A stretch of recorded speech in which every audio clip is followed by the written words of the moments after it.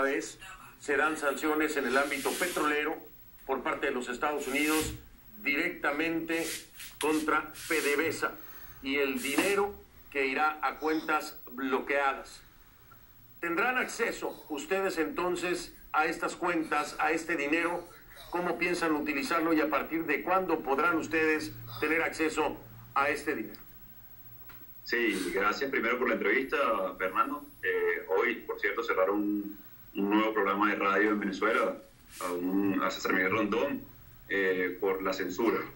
Con respecto al tema de la protección de activos venezolanos, una solicitud, una petición del Parlamento Nacional resguardar los activos venezolanos con el único objetivo de que no sigan robando al pueblo de Venezuela. Ya se han demostrado más de 37 casos de corrupción por parte del Parlamento, denuncias que se han hecho, no solamente por el caso Odebrecht, estuvimos conversando en algún momento de ese tema, Fernando, también por los casos en PDVSA, también por casos de Tesorería Nacional, como endeudaron a PDVSA, también por la compra de alimentos y medicinas, en el caso de lo que llaman CLAP, que es un subsidio de alimentación. Así que esta medida responde a proteger los activos de Venezuela para poder implementarlos precisamente en la atención de la emergencia humanitaria que es urgente en Venezuela, que ha producido más de 3.300.000 migrantes en este momento, que ha producido y que hoy el venezolano vive con menos de $3 al mes, que hoy el venezolano no tiene cómo llegar a su puesto de trabajo porque el transporte público. Entonces, esta medida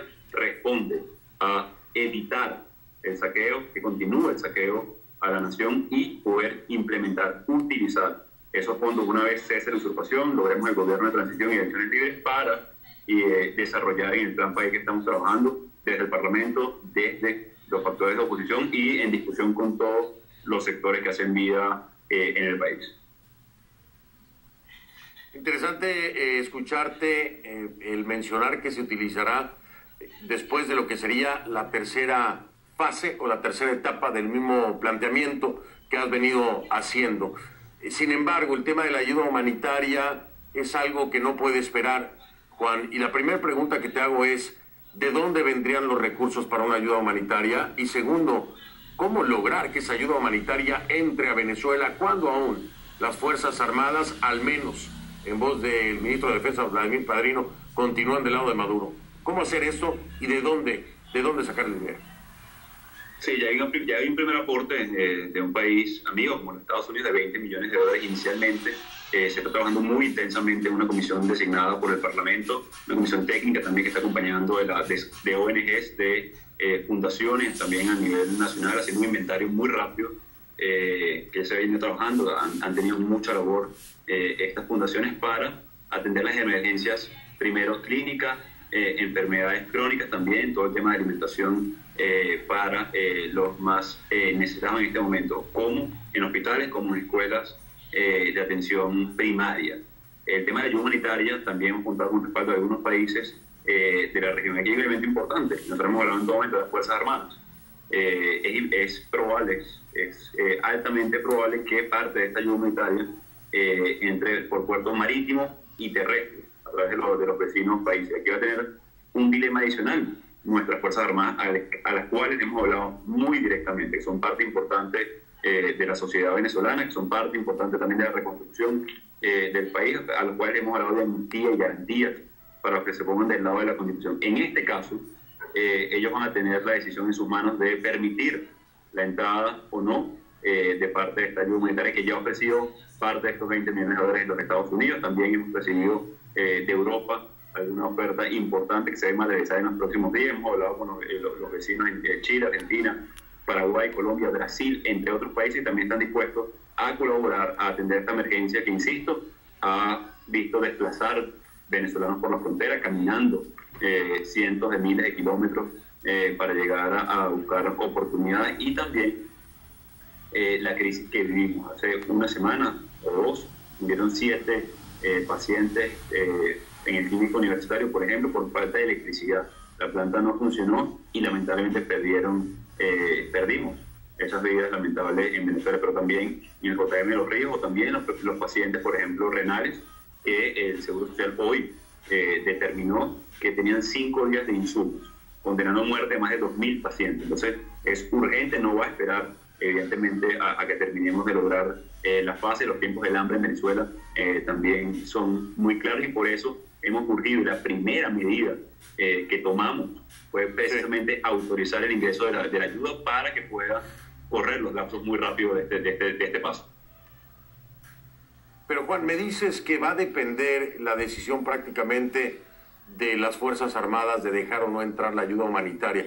Unas Fuerzas Armadas que hasta el día de hoy, por la razón que sea, y quisiera preguntarte cuál sería para ti esa razón, no han respondido directamente o positivamente hasta el momento a tu llamado con la ley de amnistía, a sumarse a la reconstrucción y a restablecer el hilo constitucional con esta oferta que le hiciste incluso al mismo Maduro. Pero el día de hoy, Juan, no vemos una reacción positiva. ¿Por qué pensar que las Fuerzas Armadas van a permitir el acceso de ayuda humanitaria cuando no han respondido positivamente a este llamado, a esta oferta de amnistía? Incluso veíamos imágenes, tristemente, de ciudadanos que entregaban esta ley de amnistía y funcionarios que la quemaban literalmente o la rompían frente a los mismos.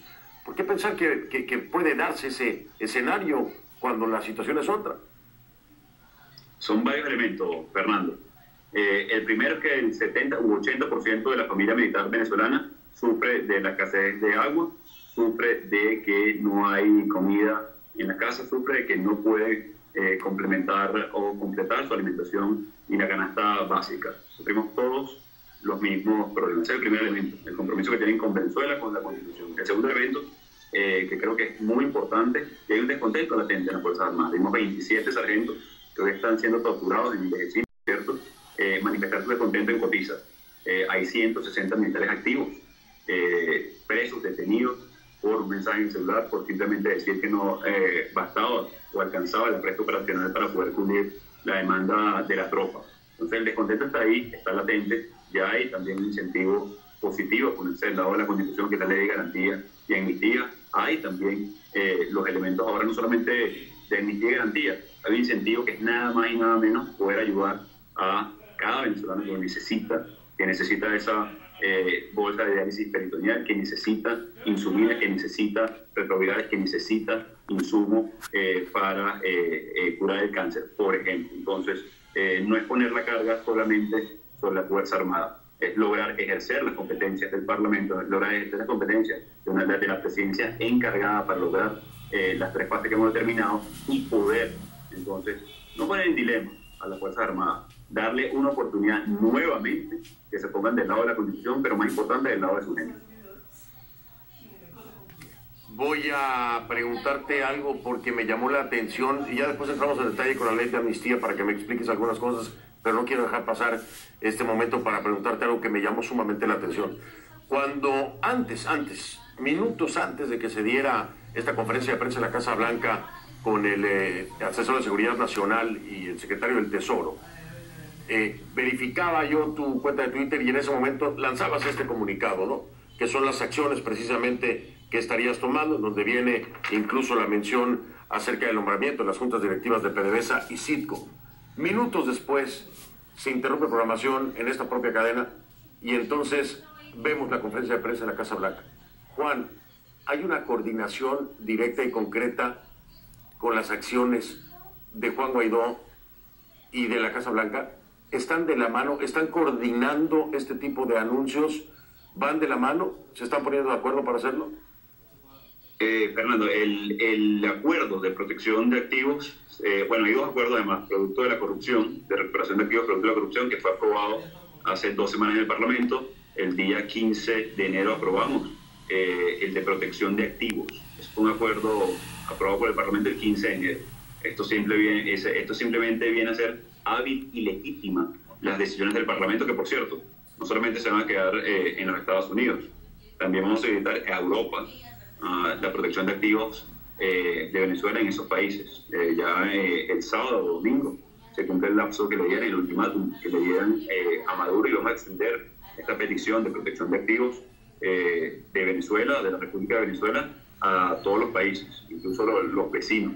También hay algunos elementos importantes en Colombia, en Brasil, que insistimos, esto no tiene que ver con un bloqueo, otro tiene que ver precisamente con que ya hemos demostrado que se han robado entre 300.000.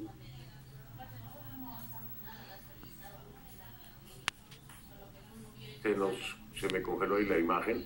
Voy a aprovechar para hacer una pausa, si me lo permiten. Regreso, continuamos con esta entrevista a Juan Guaidó. Por supuesto, sus comentarios y todo lo que quieran expresar. Hay plataformas diferentes. Una de ellas es facebook.com/conclusiones.cnn, facebook.com/conclusiones.cnn. En esa página puede dejar sus comentarios y puede consultar contenidos de programas anteriores de Conclusiones. La cuenta en Twitter, @soyf